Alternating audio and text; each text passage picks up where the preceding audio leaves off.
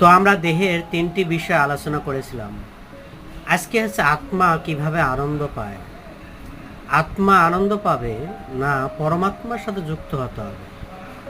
আত্মাকে কখনো পরমাত্মার সাথে যুক্ত না করে কখনো আত্মা আনন্দ পায় না। এই পৃথিবীর মানুষ বা এই কলিযুগের মানুষ আত্মা কি সেটা তো অনেকেই জানে না বা বোঝে না। তো আত্মাকে পরমাত্মার সাথে যুক্ত করতে হবে, অর্থাৎ ভগবানের সাথে। যেমন উদাহরণ বলা যায়, মাছ জল ছাড়া কখনো সুখী হয় না। কেননা সে মাছকে যদি আমি সুন্দর একটা রাস খাটে রেখে দিই, সে কখনো সুখী অনুভব করবে না। কারণ মাছের প্রিয় হচ্ছে জল, ঠিক আত্মার প্রিয় হচ্ছে পরমাত্মার সাথে যুক্ত হওয়া। সে আত্মাকে পরমাত্মার সাথে যুক্ত করলে অবশ্যই আত্মা আনন্দিত হবে। এই জন্য আমাদের কলিযুগে সবারে ভগবানের নাম করা উচিত।